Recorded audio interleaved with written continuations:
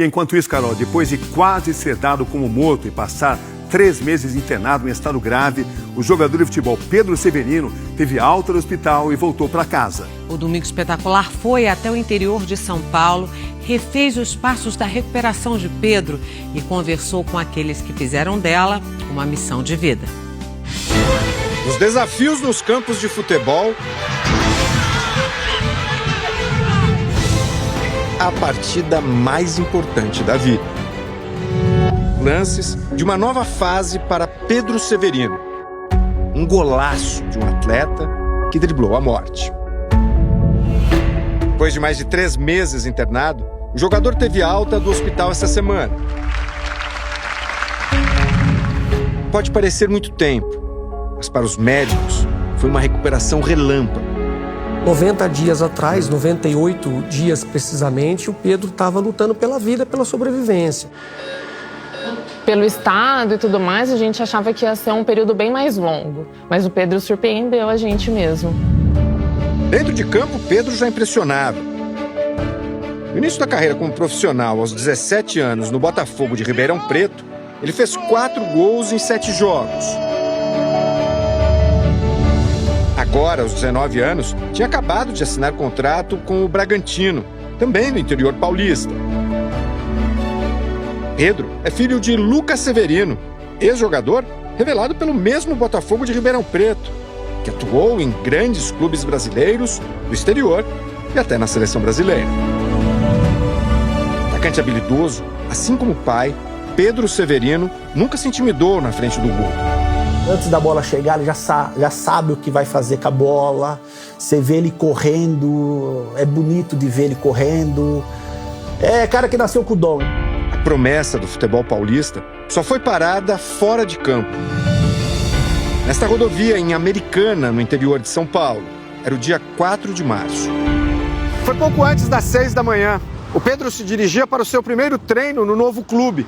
O motorista do carro em que ele estava dormiu ao volante e bateu na traseira de um caminhão. O atacante começava naquele momento uma disputa entre a vida e a morte. Pedro Severino estava no banco do passageiro. No banco traseiro viajava outro jogador, o colega dele, Pedro Castro, também do Bragantino. Castro teve uma fratura na coluna cervical e recebeu alta dias depois. O motorista não sofreu ferimentos graves. Já Pedro Severino teve traumatismo craniano. Todos foram encaminhados para o Hospital Municipal de Americana, a cerca de 3 quilômetros do local do acidente.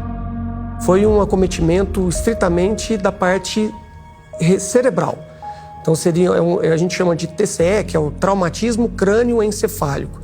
Esse traumatismo foi um traumatismo de alto impacto, gerando a fratura da parte do osso do crânio, com afundamento, com inchaço das áreas nobres ali do cérebro, com sangramento. Cerca de 50% desses pacientes, eles morrem até 48 horas. André Castilho é empresário de Pedro e amigo da família. Ele foi o primeiro a chegar no hospital. A enfermeira, a socorrista me atendeu. Eu falei, e o que aconteceu? Ela falou, como que tá o Pedro? Ela falou, esse daqui tá bem e o outro? Cara, o outro é muito grave.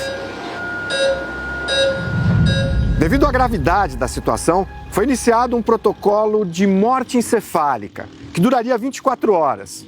Só que antes do fim desse prazo, o Pedro tossiu e o procedimento foi suspenso.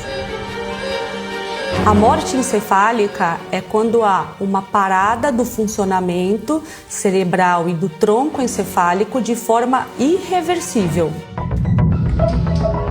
A resolução do Conselho Federal de Medicina define o protocolo de morte encefálica como uma série de critérios realizados por períodos mínimos de 6 ou 24 horas, dependendo do caso, e por 2 médicos diferentes. Entre os procedimentos obrigatórios estão teste de apneia, para confirmar a falta de movimentos respiratórios, no mínimo 2 exames clínicos que confirmem o coma diante de estímulos e a ausência de função do tronco encefálico, responsável pelo controle de pressão arterial, deglutição, respiração e batimentos cardíacos. O protocolo de morte encefálica, quando encerrado e declarado morte encefálica, não pode ser revertido. Entretanto, se o protocolo foi aberto e, dentre as avaliações ou o exame complementar, tiver alguma resposta do paciente, aí sim ele é bloqueado e não se prossegue o protocolo. No caso de Pedro, o protocolo foi iniciado na tarde do acidente. A família já se preparava para o velório. Cena que não sai da minha cabeça. Que a Maria, ela falava assim, não, o Pedro não morreu não. Cara, parece que criança é anjo, né, Romeu? A Maria é a irmã dele mais nova. A notícia de que o atleta havia dado sinais de vida veio à noite. Na verdade, ele mexeu as pálpebras e a intubação começou a tossir muito. Como vocês acreditam em milagre, eu já comecei a chorar. 2 dias depois, Pedro foi transferido para este hospital particular em Ribeirão Preto, onde a família vive. Começava uma longa etapa de recuperação. A partir daí, na quarta-feira, voltamos tudo para o hospital, ficamos o dia inteiro. Na quinta-feira, ele foi melhorando. No total, o jogador passou por 5 cirurgias. Uma ainda em Americana e outras 4 em Ribeirão. Pedro chegou numa situação de saúde muito delicada, mas a cada dia ele sempre demonstrou para a gente uma superação e uma resiliência que foram determinantes nesse processo de recuperação. Dos 98 dias que o Pedro ficou internado, 96 foram neste hospital. A maior parte do tempo no quarto 708. Foi aqui que ele evoluiu de um quadro de quase morte até ser considerado apto para voltar para casa. Pedro voltou a falar, ainda com certa dificuldade. Uma emoção a cada mensagem recebida pelo André. Fala, André, tô me sentindo bem. Quando a gente chegou no final com ele já conseguindo ali dar os passos, com ele falando, né, depois da última cirurgia, isso foi muito especial para todo mundo. Assim que o Pedro começou a esboçar algum tipo de consciência, a equipe do hospital decidiu intensificar os estímulos cerebrais. E o primeiro objeto utilizado foi esse aqui.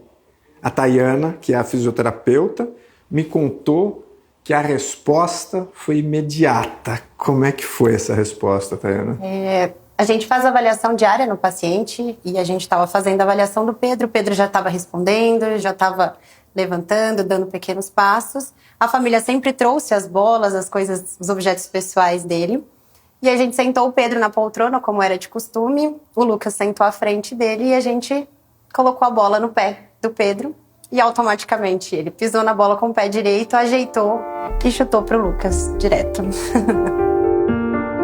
A todo momento que tinham as adversidades dentro do cuidado, a família sempre estava muito receptiva, muito interessada e entendendo todos os passos do Pedro. Chinelinho, tô voltando. Chinelo e Chinelinho são os apelidos entre Pedro e André, o empresário. Como é que é a história do Chinelinho? Cara, ele é um cara que... ele é muito simples, muito humilde. Aí só andava de chinelo. Aí comecei a pegou o chinelinho. Enfim, o Chinelinho estava pronto para andar de volta para casa. E é inacreditável como todo mundo fala que em casa a gente pode esperar muito mais. Então, é voltar à vida normal. Óbvio, a gente sabendo que ele tem uma longa caminhada de reabilitação. Para mim, só gratidão. Gratidão. A despedida do hospital foi emocionante. Como é que foi dar tchau para ele? Não foi fácil. A gente quer muito que o paciente não fique aqui, né? Que o paciente vá embora para casa mesmo.